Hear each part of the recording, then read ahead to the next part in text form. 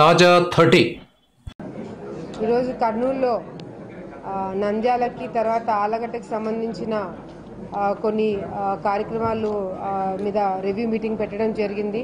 మరి అటు కలెక్టర్ గారు జేసీ గారితో కూడా కలిసి మీటింగ్ పెట్టడం జరిగింది. ఏదైతే ముఖ్యమంత్రి గారు కొన్ని నిధులు నంద్యాలకు ఇవ్వడం జరిగింది, ఆ వర్క్లన్నీ కూడా ఎంతవరకు వచ్చాయి, ప్రోగ్రెస్ ఏంటి, ఎక్కడ మనము పెండింగ్ వర్క్స్ ఉన్నాయో కూడా కనుక్కోడానికి రివ్యూ మీటింగ్ పెట్టడం జరిగింది.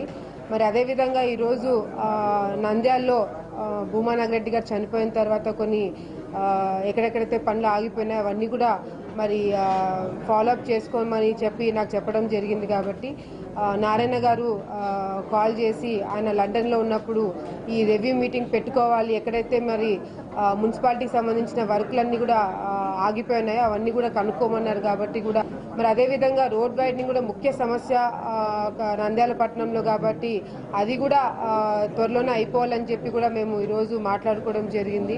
మరి ముఖ్యంగా మున్సిపాలిటీకి సంబంధించినప్పుడు నంద్యాలలో పందుల గురించి డిస్కషన్ కూడా జరిగింది. ఎందుకంటే నంద్యాల పట్టణంలో చూసుకుంటే దాదాపుగా 50,000 పందులు ఉన్నాయి. దానివల్ల మన ప్రజలు కూడా చాలా ఇబ్బందులు పడుతున్నారు. ఈ పందులన్నీ కూడా ఊరి బయట స్థలం ఇచ్చి వాళ్ళందరికీ కూడా అక్కడికి డైవర్ట్ చేయాలని చెప్పి కూడా మరి రివ్యూ మీటింగ్లో మేము మాట్లాడుకోవడం జరిగింది.